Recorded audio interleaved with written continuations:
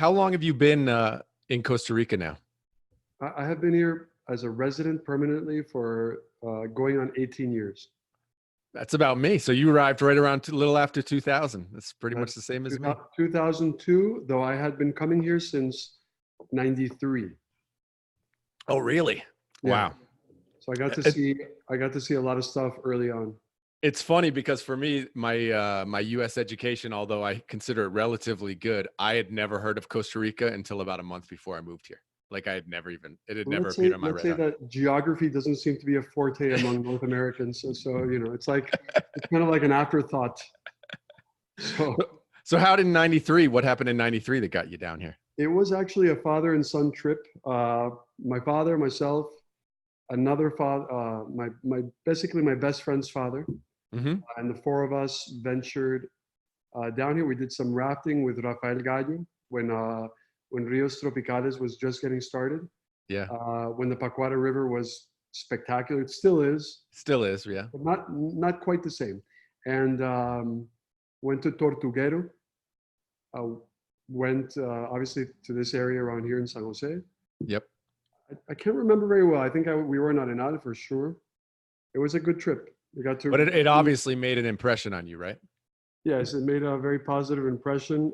Everything that was outside of the Central Valley. so nothing's changed. And ironically, it is where 26 years later. Is that how long it's been? Damn. Yep. We're 26 years later. I spend 80% of my time. It's funny. I mean, I tweet about it and Instagram it all the time. I think San Jose is fantastic. I love, living in the hills of Escazú. When I go on walks and stuff, it's like the country. I mean, it's for me, it's like, cows and stuff on the road. It's very quaint for me. I I go walking in Cerros de Escazú in Pico Blanco at least once a month. I go to the bike trails in Ciudad Colón. I used to go once a week. Now it's probably like every 2 months. Yep. So I definitely take advantage of the beauty that's around here. It's one of the things that keeps me, very much in the city, despite it getting horrible traffic occasionally every day. Yep. Despite the bad, there's definitely so much good that, when you put it all in a balance, it makes being here worthwhile.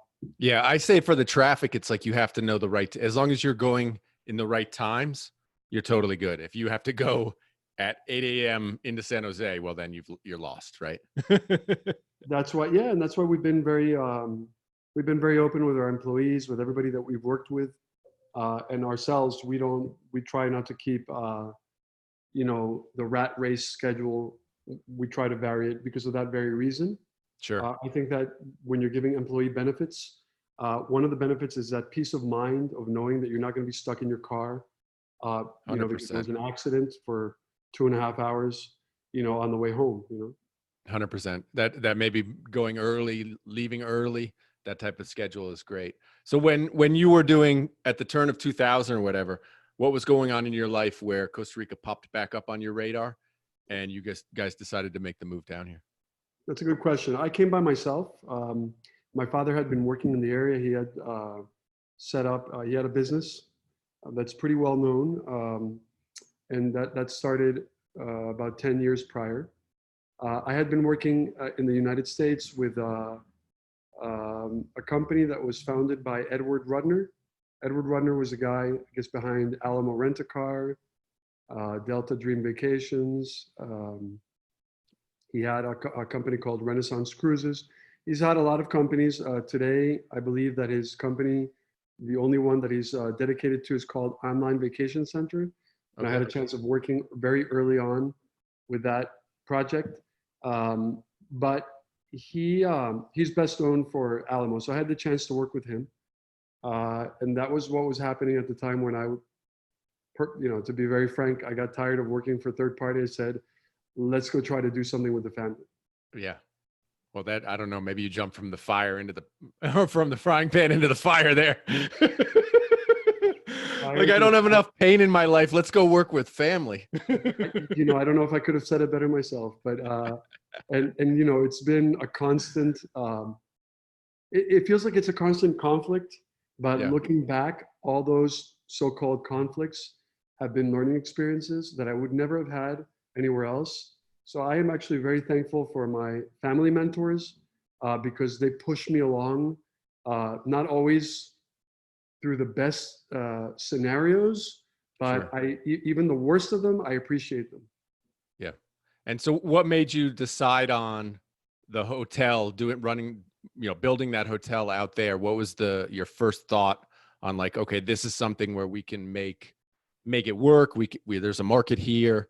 What was your thought process, and how did you even begin to think about, building a hotel out there, a luxury hotel? Like what on earth were you thinking when you decided to do that? That very same phrase, combined with others like "you guys are Quijotescos" in Spanish, which refers to Don Quixote, Yeah. just being so so whimsical and foolish in their eyes, and even in our eyes, we had a lot of doubts. Uh, it was a very slow start. I mean, but what was the thought? Was it like, oh, there's such a market for a high end boutique? Well, we're not hoteliers, but my father got involved, I would almost say by accident, with a hotel project that became very successful. And I came to Costa Rica initially to work on a commercial project. And we did develop commercial projects eventually, but and while they're awesome, they did not fill my heart. For me, when I worked for Edward Rudner, I did work with tourism, but when I saw specifically the hotel side of it, where you're dealing directly with guests, where Right. you're literally in the business of making people happy. Sure. So No, when I I mean, felt, that's absolutely what it literally is that. Yeah. And yeah, a lot some of times, people love it, and for some people, it is terrible. and it can feel terrible on some days when you're dealing with certain situations that are very difficult. But Sure.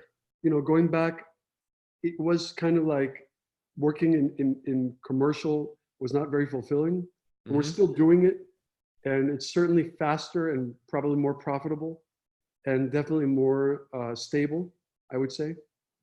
So is that Uh, commercial real where you're renting out yes, buildings? commercial Yeah. rent, commercial development rentals.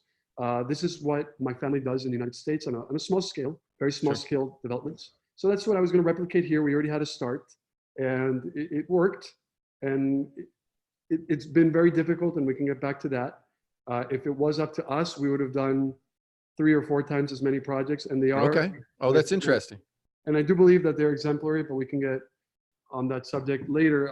On the hotel subject, um, we had the possibility to develop near a beach, and I got a little distracted. I got a little distracted because I'm an adventurer, by foot, by bike, by car. I, however I can get out there, I'm an Mhm. adventurer. I like to explore. I've been doing this since I was a kid. I've gotten lost on my own in very scary situations. I've gotten lost with groups that have blamed me for, but it's always been adventure. Right. So, uh, so I found this place through a friend, and it was pretty amazing. I took my father and some other investors out there, and when they saw the hot water and they felt the hot water of this amazing thermal river, Yeah. we first thought, wow, is this for real? And then the second thing was, how is this place not a national park? Right. So we moved and we acquired the land, and our partners joined in, and we started acquiring more land. And that's how the project was born. And it's been the hardest thing that I've done professionally, but at the same time, by far the most rewarding thing. Yeah. Were you ever concerned that the government might reach back and be like, you know what, this should be a national park and get off our land? Were you ever concerned about that? Because anybody, if you haven't seen it, Rio Perdido, just search that online. It's the most spectacular kind of spot. It's on this incredible river in this canyon. It's amazing. You have an amazing place up there. What you're mentioning, and I thank you for the words. Those are very nice. It is a beautiful place. I agree with you, but I'm still very flattered. Um, what you're mentioning actually did happen to us somewhere else. Really? I won't name it, but you could probably figure it out. The government, like 20 years ago, the government said, we are expropriating you. Really? Yep. And Wait, you weren't that only 20 years, so you weren't the ones who owned Manuel Antonio National Park. no. No, okay. Because I This mean, happened just to if, us. if people watching that story, and of course you only hear this, I only know this, I don't know the person personally, but it's like that got grabbed from them a long time ago. I thought it was in the 80s or 70s or whatever. And I correct me if I'm wrong, but I don't even think they've ever been paid for it. I mean, it's like they've been paid fractions of pennies of like the value of it or whatever. But so you're saying this actually did happen to you on a different location? They initiated the process, and I guess because of lack of funding, or because it was already too developed for them to do it under their budget, Yeah, and because Costa Rica still, to some extent, protects your rights as owners to some extent. to some extent. Yeah. They did not pursue the process. They Wow. probably felt that it wouldn't be so easy if they didn't have the right budget for it. And fortunately, it didn't get ugly.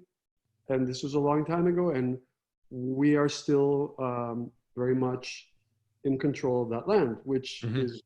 is very special and very beautiful. It's in another part of the country, and but it was never expropriated. Yeah. I mean, look, I don't necessarily have a problem with I mean, expropriation as long as you're paying a fair market value. The idea of like just you taking it away and giving you pennies on the dollar, I have a massive, I believe massive problem with. I want to say this, and you'll correct me, or somebody will correct me. I'm sorry about that. And I don't know how to do that. Privacy. Yeah, thing. I don't know how to turn those off either. I know how to do Exactly. it on my phone, but on my computer, I'm at a No, complete no, loss. no, no. That's my phone that is really far from here, Right. and it's ringing through the Bluetooth into the Yeah. computer. I guess I should turn, but no, it's not. Anyways, um, where were we? So expropriation and pennies Yeah, on the dollar. I was going to ask you. I think Central Park was originally either purchased by the government from different proprietors Mm-hmm. or expropriated or both. So, This I is mean, this is Savannah Park in San Jose you're talking no, about? no, no, no, no, no, no. Central Park in New York City. Oh, New York City. Oh, okay. No, I'm just saying that this is an illusion. Sure. And if it wasn't Central Park, it was some other huge, very important park. But I believe it was Central Sure. Park. I Sure. mean, it takes vision. At the time, Yeah. No, look, Costa Rica, and I support it. Like, you want to turn whatever, you want to grab the entire OSA and just turn it into a national park. Okay. But the people who own Lapa Rios, they've spent, $20 million building their hotel. that's You right. darn well better pay them $20 million and not just, $100,000 spent over 20 years. Because it has to be, because it has to things be like right. that, because things like that probably happen in at least 20% of the countries in this world. Sadly. Absolutely. Yep. And it's happening all the time. Fortunately, I was raised in the United States. I know it doesn't happen there. I know people complain about violated rights, but at the same time, those basic rights are still, to some extent, they're respected. And I would say the same about Canada and most of the European Union, and maybe most of Latin American countries. Yeah. Though here in Latin America we have, and I put us in a whole group because we are. Sure. There are a lot of rights that are still not optimally protected, unfortunately. Yep. I agree with you. Optimally, yeah. And we should actually talk about, because we did on our conversation before we had this call, you briefed me a little bit about an issue you had with some squatters on your land. And this is an issue that, although I think it's better now, I think it's better than it was 2 decades ago when we first came down here, is still something that especially absentee landowners need to be aware of here in Costa Rica. So you had problems with squatters.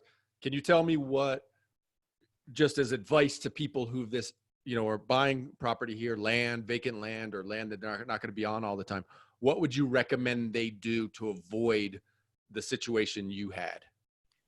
Okay, well, just to address that, it's not that I had a problem with squatters. I have a problem with Have a squatters. problem. Sorry. But I'll tell you what you can do. Yeah. Now, in our case, it was a very large piece of land, and that makes it difficult. If your land is up to, 10 hectares, or even a little more than that, what I would do is I would establish a contract with a caretaker, Mm-hmm. drawn up by a good law firm, not just any law firm, a good law firm. When I say good, I mean you search out a law firm that's considered easily to be in the top 20% of law firms. Mm-hmm. It's going to run you twice as much per hour, but you're probably going to be billed more fairly. And I think that with lawyers and doctors, especially surgeons, you go all out. You spend what you spend to your as much as you possibly can, right? You can save money on floor tiles. You can save money on sinks Yep. or showers, but don't save your money on lawyers or doctors. And with lawyers, I think that you hire the best. You make a really good contract with a person. Ideally, there is some form of cash transaction, even if it's $1 per month or the Yep. equivalent. Or, I don't know, the lawyers will instruct, maybe it's not necessary anymore to Sure. do that. And you give them something called usufructo, which means that they're getting use of the land for services. And they're under contract, and the contract has established periods of time. There is no automatic or tacit renovation. You don't want that. Because if so the contract starts on a date, ends on a date, right? And and a month before the contract date, you have a little alarm go off on your phone. You call your lawyer, you say, I want to sign it again. The guy charges you, half an hour. He bills you half an hour for that. And you sign again. And some people don't want to spend that because they're like, I don't need to do that. I'll just take a signed copy. I'm like, that is the cheapest $50 or $100 that you'll ever have to spend. So that works well for relatively small properties where you have someone living on the property under contract. It's ideally you want it to be a person that has good references even from the people from the town, that ideally has a family, that is respected in the area. Mm-hmm. You don't want to have someone that they call, the drug dealer, or you want someone, because sometimes you start hearing about vices. Oh, that's the guy that, that does the parties all day and drinks all night. Right. And there's a lot of those. So you want to really pick wisely. Right. For larger pieces of land, I would suggest, if it's not of a very high value, the square meter, I would bring in 3 families, ideally related, and have 3 contracts.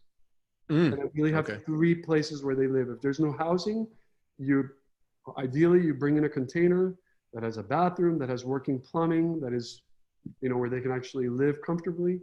Yep. You figure it out, but you put people on there. Gotcha. If it's of high value, in addition to having a family or more under contract, I would consider having an armed guard at night. And that's very expensive because, again, you want to work with. So that would go, that would be for companies of high net value and of large scale. If it's a small piece of land, be it big or small, of high value or low, Mm-hmm. I wouldn't worry about hiring hired guards because that's very expensive. Right. Yeah. So you're looking at it from a business perspective. It's like, okay, if you're going to make the investment in a large piece of land that you're maybe going to develop down the road or something, you have to budget in this kind of expense. And it's something that if you don't budget it in, you might lose your entire investment or be tied up for years in court. And the person that works for you, or that has, in our case, for example, we administer a piece of land in northern Guanacaste. It's about 140 acres on the ocean. And there's always been people working there in Caja, legally registered. And if you look, land has been in the company portfolio for about 15 years, and it hasn't been developed yet. And if you look at the amount that has been invested in just that one person, and we've actually had 2 during much of that time working under Caja.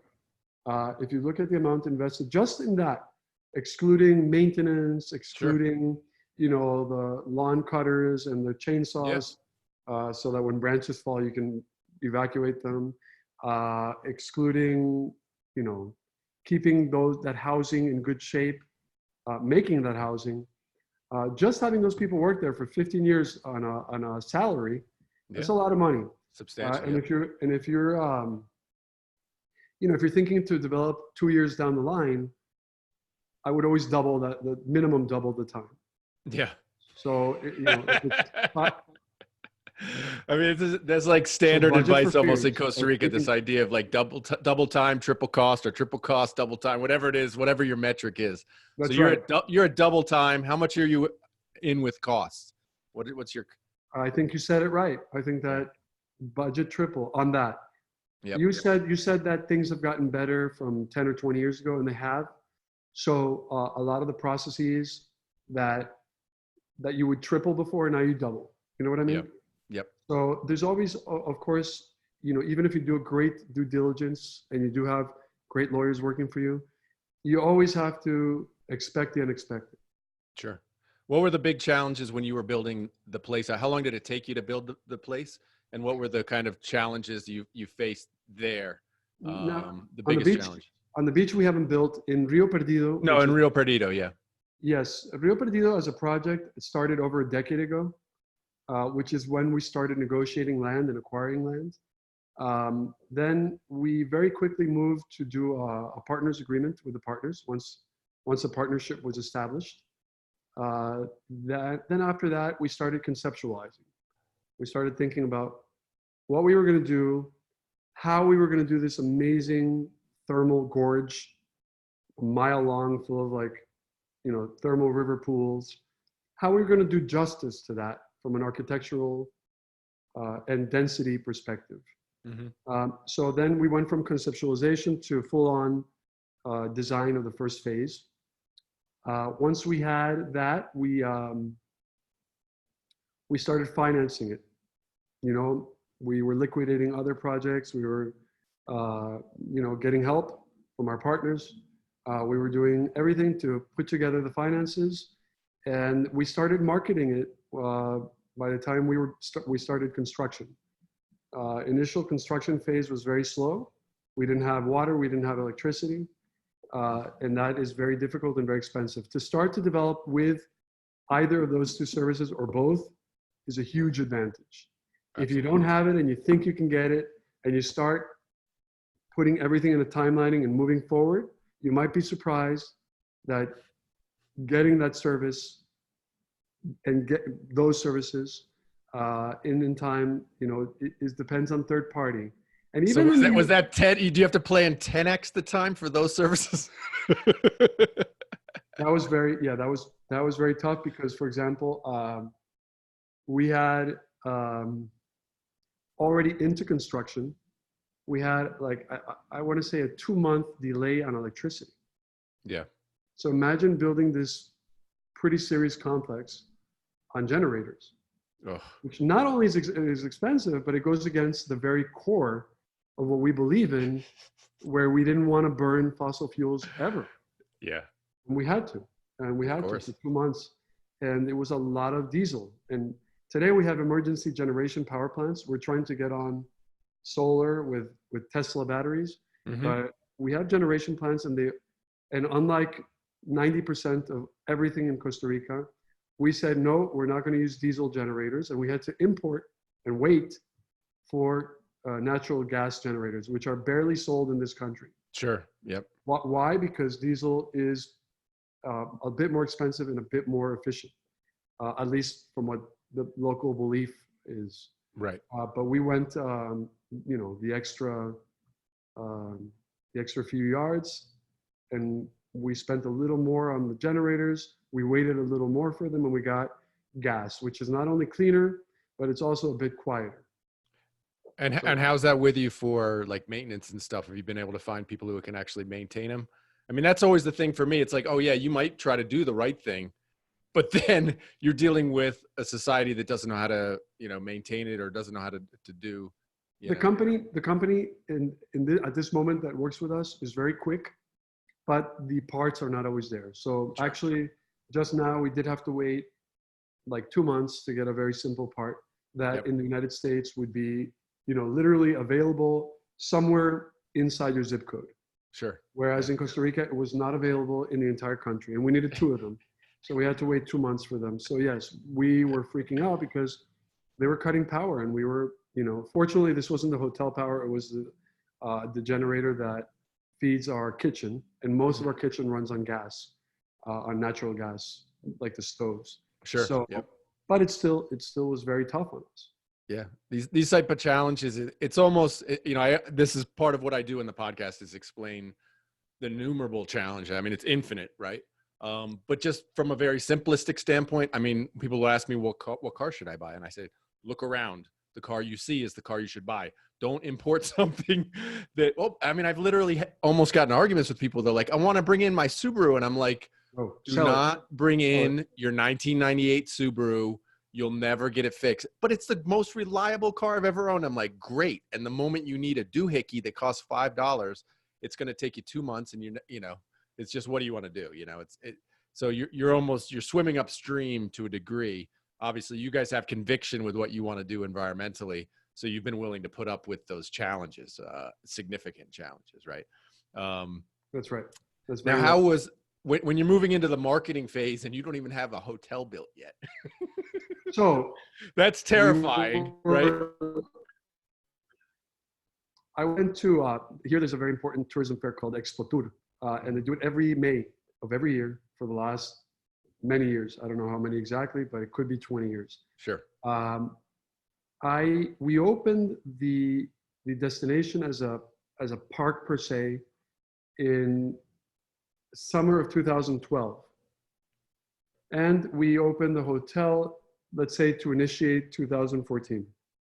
Truly at the end of 2013. We started participating in Expo Tour no later than May of 2011.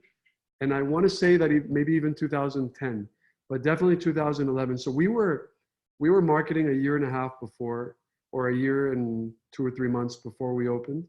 Yep. And it wasn't necessarily because we planned it that way. We actually got delayed. So we got delayed in opening things, and then delayed again, and eventually I think it was like an 8-month delay. And it was so long that we had people for 4 months getting paid a salary, and they didn't have anything to do. So wait, it sounds like a government job over there. wait.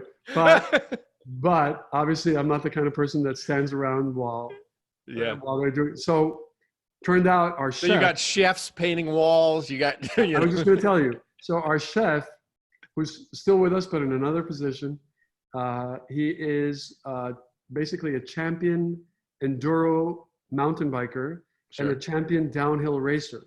Yep. So I said, hey buddy, why don't we do some trails? Right. And we built what I think are the best trails in this country and possibly in Central America in those 4 months. That's fantastic. We got a group of 4 or 5 guys, and we built some crazy trails. Wow. We haven't really done much since then up until now, but we got out, we pumped out one of the best bike circuits in the country. Oh, that's fantastic. So sometimes I thank the government and the electrical company, which is basically run by the government. I thank them for their slight delay, because of that, we were able to provide a service that is now very much appreciated by a lot of our guests. Interesting. So at the beginning, before the hotel was open, you were running like the zip line and the going down the little river there and stuff. You were doing that sort of stuff in advance to kind of build up anticipation. Is that what you were trying to do? So when we opened up, we were basically a restaurant, a spa, an amazing thermal river gorge with dozens of thermal pools, and hiking trails. Shortly thereafter, like a month or 2 after opening, we inaugurated the bike trails. By the end of that year, so like 5 months after that, or 3 months after that, we inaugurated the Canyon Adventure, which are all the zip lines and everything. Mm-hmm. And then about another year or year and a half later, we got into tubing. So it was kind of like an organic development. Sure. It didn't all come at once. Yep. Well, I mean, it really is. If you guys go on to Instagram and punch in Rio Perdido, or even just punch in Costa Rica, you'll see pictures of the gorge, and because it really has this iconic look to it. It's just all over the place. I mean, it's really made, it's almost made for Instagram. Hey, thank you. No, it's pretty awesome. it's a special place. It photographs well, but that being said, I don't really think I don't think the material does the place justice. It's Yep. interesting that when we were starting the project, we always thought about how nice it would be to have a master plan. A lot of times, developers and hoteliers and commercial development companies, they want to have everything as established in advance as possible. Sure. And usually that's a great way to work, because it allows you to budget, it allows you to plan, it allows you to do everything more efficiently. But with Rio Perdido, if we had done a full-on master plan, I promise, and we kind of did, I promise you that the reality as you start going forward on a large piece of property, Yeah. in a place that is as dynamic as it can be, whatever your final product would be, or even your product 2 years down the line, is probably going to be very different from your original master plan. 100%. And if it isn't, you're either very lucky or you did something wrong. One of the two. Yeah. Honestly, I don't know. I mean, I've talked to, dozens, if not 100 different business owners here, more than that. And honestly, it's one of the things I see more and more as I talk to more business owners, even with very large businesses. Most of them more had an idea of where a kind of idea that they head towards, right? Yeah. But recognizing here in Costa Rica, especially, the way there is not a well-paved road, right? It is something that it's very much like the roads where we work. Yeah, it is and often you have to carve your own road, right? We did. Often have to carve your own road, and these things can take a whole lot of effort and turns in the road, and yeah, it's very tough. And so the more important is your resilience, your drive to push through them, with an idea, an end goal in mind. And your guys' end goal, I think, was solid, but the drive, right? The drive to, we're not going to stop till we get this thing done. At the point where we had the option, where when you get to a certain point, you think there's no way to look behind anyways. That's right. You've already put so much into it, capital and time. I mean, sometimes, you think it's so painful to lose money, but it's also painful to lose 2, 3, 4 years of your work. 100%. Yeah. I mean, and that's something that a lot of people don't think about. It's like, oh, I stand to lose, hundreds of thousands of dollars. And you stand to lose not only your time, but that passion or that energy that you put into it. Absolutely. And obviously most of us have been struck down at some point, but it always hurts, and you always want to see if you can possibly avoid it. Yeah. Because you can get up a lot of times, but at some point your spirit is going to be down. So you want to try to avoid that, Yeah. I think one of the things that you guys tapped into just naturally, I don't know if you recognized it or not, but working with family, for all the bad things about it, creates an amazing level of drive, because if it's your family's money and it's your family's effort, and it's almost, I know I speak with people who do startups and stuff, almost the first question is, anybody from your family invested in this? Because if they're not, I can walk. If it's just some random guy who's giving me $500,000, it's a whole lot easier to walk away from that than if it's your mom who gave you $500,000, right? Well, I want to say two things to that. The first thing is, you see I don't know if you can see these gray hairs right here. Yeah. Well, the people that know me and have seen this whole process, as we've spearheaded it, as we've, worked so literally shedding the blood, sweat, and tears. Literally. Yep. I mean, we have shed blood in this property Sure. because when you're in the brush and there's these, scorpions and spiders and wasps and very sharp branches and thorns and falls and you get blood. Yep. So that saying applies very much here.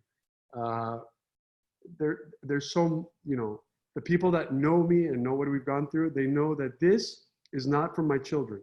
At least not yet. It is not, I guess it's not easy being a father, but being a father to two boys in Rio Perdido is much more difficult. Sure. How old are your kids right now? 7 and 10. So Okay. my oldest was born right before, he's going to be 11 in February. He was born right before this whole thing started, literally right before it. So I hope I haven't transmitted too much of the stress to him, but well, that's hard to do. I mean, hey, we built stuff too. Well, our kid's 13 now, and he's been through it all. I look at it. He needs to understand the stress, and building our cosmetic company, Raw Botanicals. My wife will say to him, this is yours. This is our legacy to you. And he's like, the moment I get it, I'm selling it. And he's 13, huh? And he's 13 because he recognizes. I mean, look, this is, I don't know how you grew up, but I grew up, my dad worked for the same company for 30 years, right? Till the day he was fired, and forced to early retirement, right? Both his sons are entrepreneurs and start their own businesses and do their own things. My son, I fully expect that pendulum to swing back. If he gets the opportunity to stay at a job his entire life, he'll probably do that because he sees, the life struggle of what it is, which is 24/7 working for years, and years of no money, no income, nothing, less than nothing, borrowing money, to support yourself. And so he sees that, and I think he does learn the hard work, the effort, that's required to build anything of value. But he also sees the incredible stress that it puts under a family, and it's incredibly stressful. I know that you must think or have thought it about it or think it on a common basis, but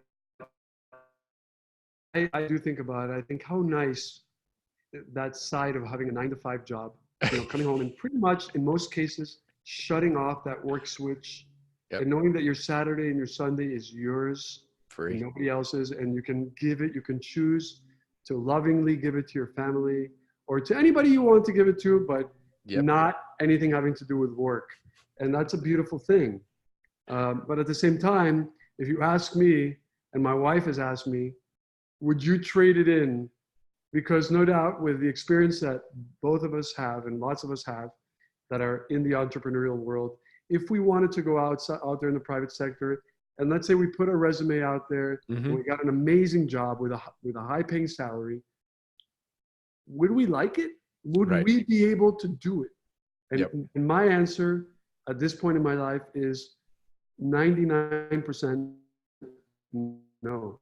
Right. I never want to give a sure no, but I don't think I could hack it. And there's no turning back. Well, for me, I've actually done both. And we were fortunate enough to sell a business early in my 30s. And I actually took like 3 years off where I literally surfed twice a day and did nothing. And I've learned, for me, I was fortunate enough to go through that.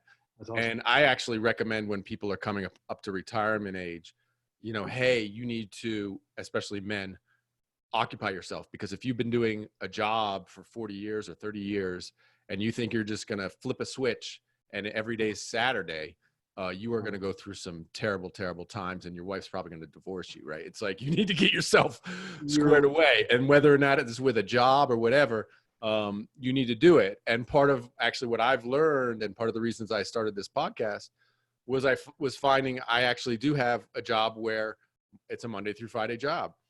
And I was not feeling fulfilled from it. I was not feeling, that creativity that building something feeling that I get from actually running business. We still have our other businesses, but I'm not really involved in raw botanicals that much. And so this and what I do now is that recognition, that understanding that no, for me, I need to be constantly building something. And it can go on for years. You make no money, you do whatever, and it's a grind, and you work at it and you work at it and you work it. But it's, for me, the satisfaction of building something is something I didn't learn it till I was in my 40s. You know, I poo-pooed it like, no, it'd be better. I did the whole thing. It'd be better to just do nothing and just hang out at the beach, you know. But I've learned that for me, that doesn't work. Like, that's okay for a time, but I have to be building something. That's my kind of entrepreneurial speech. Well, I obviously I agree with you. I don't know what it's like to take 3 years off. I have taken some time off, but not even close to that. I assume that it would be pretty damn cool. It's awesome and it's terrifying at the same time, because you do truly come in touch with your true self, and you're just like, oh my God. It's funny how we're terrifying to ourselves almost in 100% of the cases. Absolutely. And sometimes keeping our mind busy is just a distraction, right? It's 1,000%. 1,000%. Not sometimes, yeah, it's all the time. It's often all the time. I mean, and I notice I still do it. And obviously this building process of something where I can literally spend just doing podcasts and organizing this and all my online stuff. I can spend 50 hours, and I do spend often 30 to 50 hours a week just doing this, right? So it's very easy to fall into that, right? It's super easy. Because in theory, you are getting stuff done, right? I feel like this entrepreneurial chat is getting very philosophical. But maybe philosophy is a big proponent of healthy entrepreneurship. So yeah, it's an essential cog, so to speak. It's interesting, as I've moved through my entrepreneurial life cycle, my life, I've gotten to the point where now it's like, well, why are you doing it? Much more so than, well, I guess maybe the question has changed, or my answer has changed. While before it was about building money and securing my family and this sort of thing. Now it's more like, what am I doing? What's my legacy? The idea of this legacy. Yeah, right? once you have that kind of like a guarantee of financial security, and you see that it's pretty stable and your family is taken care of, which is an important step. Once you get past that, legacy is very important, because even for those of us that do work a 9 to 5, like a lot of people work with me and they're in payroll. And I want them to be a part of that legacy. So I think it's part of the ultimate goal, which, you know, I think those of us that hopefully will leave this world with something positive to provide will never be in the mindset of, I'm done. I did what I needed to do. This is what I'm going to give the world.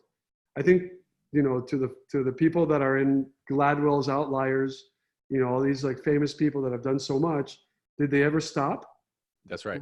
When they got to their first billion, they eventually they got up to 10 billion, and then they formed all these philanthropic, you know, foundations and stuff, associations. All these, and they never stopped, and they never will, and none of us will, on a different scale, of course, but not necessarily with different meaning. Because those guys have made crazy fortunes, but all of us, I think, have if not the desire, the obligation to leave something positive to this world, because frankly, the world needs it. You know, we're not in the best of times, and they haven't been awesome for a very long time, since at least the Industrial Revolution, if not the agricultural revolution. But it is our obligation to do the best we can do, because we've already done a lot of damage to the planet. So I know that that's a little bit of the philosophy behind your company, sure, at least a cosmetics. It is definitely my philosophy, whether it's in commercial real estate, which a lot of people are like, really, or in hospitality. And not just because our guests are becoming more conscious of that and requiring it. We don't do things because they're required of us or because they're a fad. I think we all, not just us, but all of us, that especially that have our own projects and companies, we all have to do it. And that, along with sustainability, which are they're totally correlated, and those things should be placed at the same level as profitability. Sure. So if you do not put them at the same level, you're hopefully, I mean, karma is going to catch up with you, I think. But you know, when you're doing the feasibility statements and all that, you should think about the impact that your project is going to have. And Sure. if it's not, and if that is not given the same importance as your, you know, as your finances, Yep. then I think you should stop. But Yep. but I think I got a little distracted there. But I think you're right. Actually, I mean, I tell people, you know, when I talk to people about our refill system with Raw Botanicals, and they're like, "Oh, what a great idea! How long have you been doing it?" And I'm like, "Oh, well, like over a decade. We've been doing it forever." You guys were among the first. We were the first. I mean, we were the first. But I tell people, look, we were so early that we almost went out of business. Like, it was so early that we couldn't convince eco hotels to do this. Like and the thing that finally turned not only was public sentiment and, you know, this environmental movement that finally caught up to the idea. But what ended up happening was we had to make it, we couldn't charge what we wanted. We were a spa product. So we realized we couldn't charge us a premium. It's basically you have to compete at a level where it has to make financial sense for the hotel. Because if it's not making financial sense, if it's literally a penny more than what they're paying now, boy, it just doesn't even. 95% of hotel owners, it doesn't matter. It has to compete on a cost percentage. And that's what I'm, you know, when I talk with other people about environmental movements, and I've had other people on the podcast about environmental movements.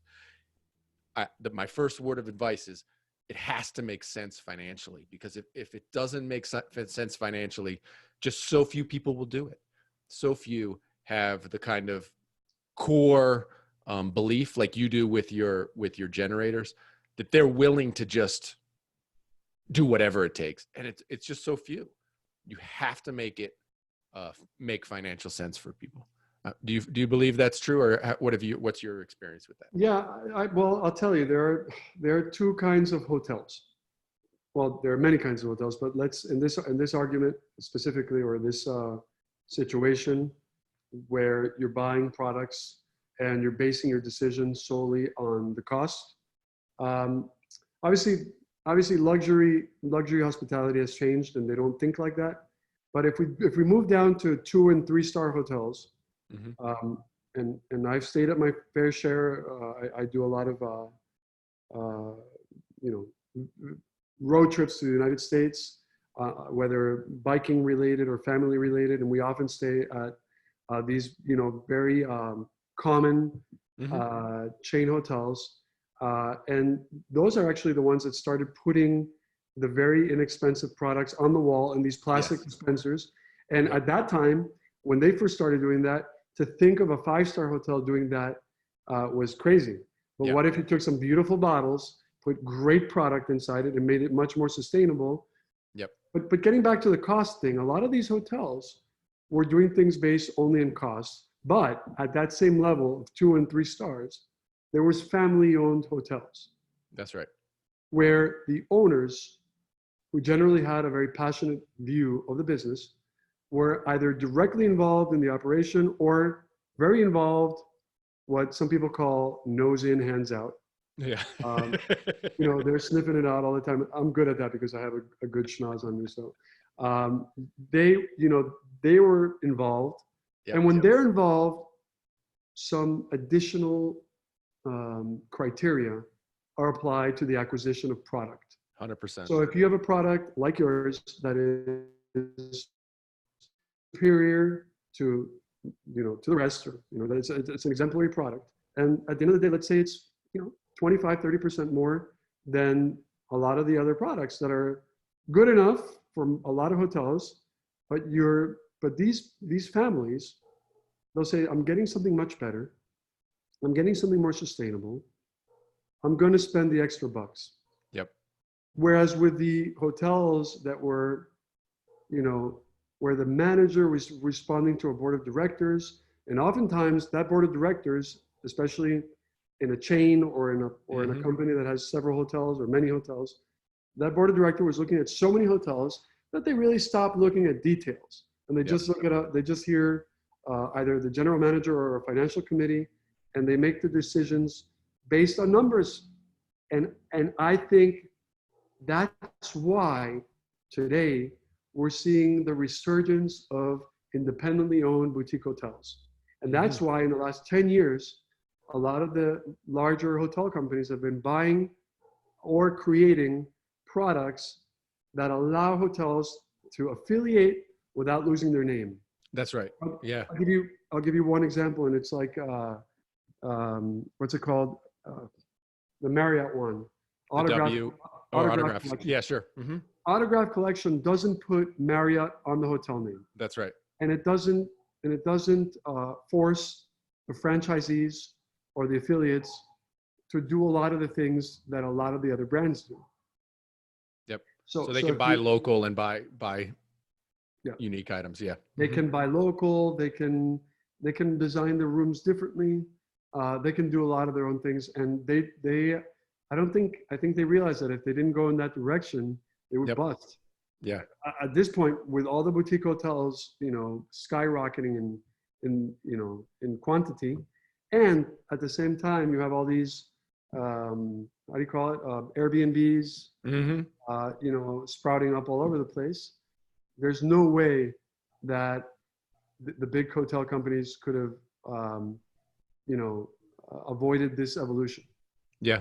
And it is really an evolution. And I it goes back to my just feeling of how great we are as a society, our ability to change so quickly. I mean, we beat ourselves up as a society for how terrible we are for destroying the earth and doing all these sort of things. And I'm like, I'm more positive with it. Cause I remember, 1975, where everybody was hucking stuff out their windows, right? Out of their cars. I remember, right? And so I recognize where we've come. And I say, wow, where we're going to be in 10 years or 20 years, it's going to be a different world, right? And so I recognize that. But there are the leaders who, push the ball forward and bend the, I don't know what you would say, bend the envelope, rip the envelope apart and give us a new paradigm, right? Those are the people who really can move the ball forward. That's right. I think that there's a lot of pessimism in the air, and a lot of it is justified, completely justified. You do need a little bit of pessimism and a lot of reality to be able to get to a better place. You need to understand how bad it is. And we did, and we are, not as a whole, but there's certainly enough of us now to make a change, and enough leaders in the world, thankfully, to make a change. Unfortunately, without saying too much, not all of those leaders, or at least not the ones representing certain countries that should be the first to make an example, are aligned with. Wait, is that code right there? That is like 16-bit. I don't know how you're going to. Well, I'll say it here. Like, I'm not afraid to say it. Look, Costa Rica has challenges. Anybody who lives here recognizes Costa Rica sells a great game, and as far as environmentally, yes, we've done, as a country, Costa Rica's done some amazing things as far as protecting national parks and stuff, the good and the bad. As far as, okay, we have a lot of dams and we can create a lot of electricity with dams, which, by the way, a whole lot of people are anti-dam too. So that's a whole other thing. But then at the same time, we have a terrible problem with polluting rivers, polluting our environment, use of pesticides. We have a lot of challenges. So when the world itself holds Costa Rica up as a fantastic model, I'm like, okay, yes, and we need to. There's so many other things. As the entire world, there's so many things we still need to work on and fix. Right? I mean, at the core. I want to say two things. The first one is pretty funny because I was actually not referring to Costa Rica. So you did not break through my 16-bit code. Okay. I was talking about, the motherland up north, Okay. and the current leader, who a lot of Okay. people think he's doing a great job, and maybe he's doing some things right, but the things that he's doing wrong are unforgivable. Sure. And one of those things is the attention to the environment and all the criticism that he has gotten, and much of his government has gotten, because of the lack of uh, admission and attention, is justified, and not justified. It's ridiculous. Hmm. But moving away from that, because I don't want to deal with politics. Costa Rica, yes, it has so many challenges ahead of it. But the more you travel in not only Latin America, in the world, you realize how great we're doing. Oh, we're doing And awesome. there's such, and at least from my perspective, I've been to California 2 or 3 times in the recent past, and maybe a dozen times in my life. I love it as a state, but in my last 2 or 3 visits, I'm so shocked by how a state where San Francisco is located, they were Hmm. like the first to get rid of plastic bottles. How a state like California does so many things so poorly. So poorly. Yeah. Oh my God, everything is plastic. Everything is garbage. Everything is thrown in the garbage. How do you say it? Disposable. Yeah. And their mentality is disposable. I mean, Yep. I'm sorry to say it. I've been shocked, because this is the state that I thought would be leading the pack, and it's not. And Not at all. Colorado is just around the corner by U.S. scale, and it's a whole world away. And then if we want to compare even Costa Rica to them, Costa Rica, we have so many problems, but Yeah. that's only because the people that are here, or those of us that have moved here, have come with a different criteria, and we're very harsh on it, and we should be, because we want better. We want it to be That's better, right. but we are so far ahead of California that it's not even funny. The amount of garbage per capita produced in this country, and they can argue that it's a question of wealth, but the Right. amount of garbage per capita produced here, I assure you, it Yeah. is a small fraction. Sure. And even the consciousness in the households, and how much, I mean, California had to establish laws to prevent people from watering lawn. Right. Why did they have to do that? Why didn't people just stop watering the lawn? You can curse. You can curse. It's all right. Why were people watering lawns in a freaking desert in the first place? Right. Why do you Why even do have you need to lawns pass in a the friggin' law? desert? Like, it's Why? just change. Yeah. That should be 100% like just accepted. You Yeah. don't have, grass from Africa or Florida Right. replanted in your California backyard. It doesn't make sense. You live in a Well, desert. I mean, the entrepreneur anti-government guy here would say, look, it's because the government has provided basically free water for, decades now, and people just do what they do. If you give me something free and in unlimited amounts, I'll use That's it, That's a good point. I And so, remember. like, that is one of those points where water, that you even have lawns and you live in a desert is outrageous, But you said it. You said they were giving people free water. That was a problem, because at the end of the day, money talks. This is what, Yep. very unfortunately, and this is not going to change anytime soon. People are fueled by money. They 100%. might be inspired by other things, but at the end of the day, as a whole, we all want money. We all need to get money.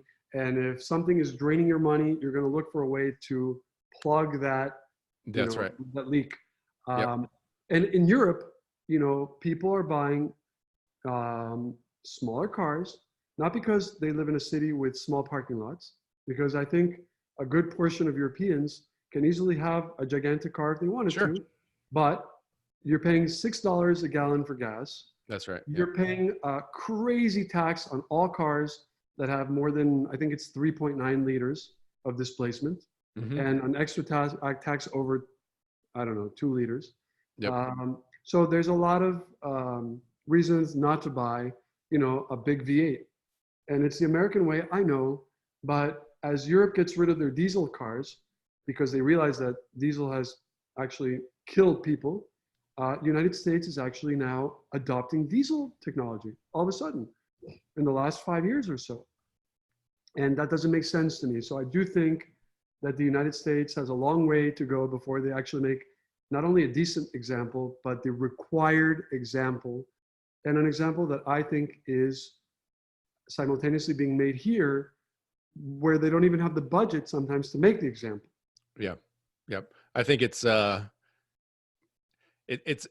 complicated, right? I mean, there is no perfect place on earth, and No, every country's working on it. Everything is a work in though, progress. though, have you been to Switzerland? There, you know what? I gotta say, maybe there The are some Swiss things have it right. The Swiss have it right. I might be missing some I haven't information, been, so I don't know. but I have Swiss friends. I've seen it. I've been there. They charge you $3 to throw away a garbage bag. So people are not producing garbage, and Right. but that's just a part of it. I mean, it's pretty amazing actually how they do it, and we can learn from them. And maybe they're not perfect, but they're definitely a model to follow. Well, what I do like is different areas, different countries trying different things, Yes. and then other places learning what worked. Because there's a whole lot of trying without any, and then sticking with stuff that actually doesn't work, and This that is what makes I no just sense. mentioned about the hotel industry, that you can have, if you have a big property doing stuff, I can imagine that for Lapa Rios, which Hmm. you mentioned, it might have gone the same way. And that's what's happening with the example that you just said, that if Switzerland does it one way, Germany does it a slightly different way, even though they share border. And then us over here in America, we're lagging behind everyone in America, from Canada to Argentina. And we can look at them and say, oh, look at this. This Swiss project was great, but this one wasn't so good. The German version was better. Right. And look at this. Look at what they're doing in Spain, in northern Spain. And yes, we're learning. We're And learning it. we're probably going to do things right. I just hope we don't wait too long to adopt all those things. Well, I do think, like here in Costa Rica specifically, the average Costa Rican has changed dramatically Oh yeah, in the 20 years I've been here. I'm I mean, very proud. the idea that the average Costa Rican doesn't care about even just litter on the street, or they're very conscious of environmentalism here, and I think it's ripe actually for kind of bigger action. And what role do you think you as a business owner play in that? I mean, obviously you're doing a lot of things, but do you feel like you're leading that charge, or how do you feel as a business owner? Oh, absolutely. For us, as I mentioned earlier in the chat, for us, it's never been about a fad or a fashion statement. For us, well, there's something I didn't mention to you even in our previous conversation.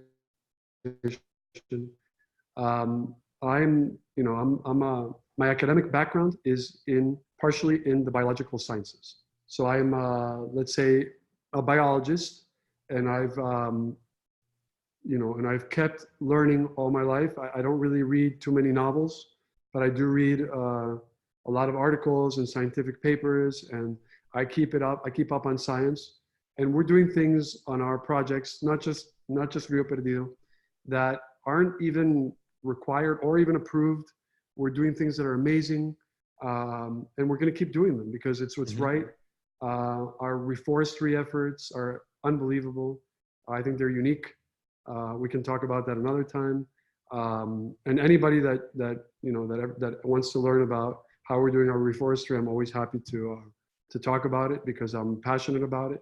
How we manage our waters once they're treated to and beyond the standards set forth by the Costa Rican government, which are actually very good standards, something that I'm proud of Costa Rica for being strict.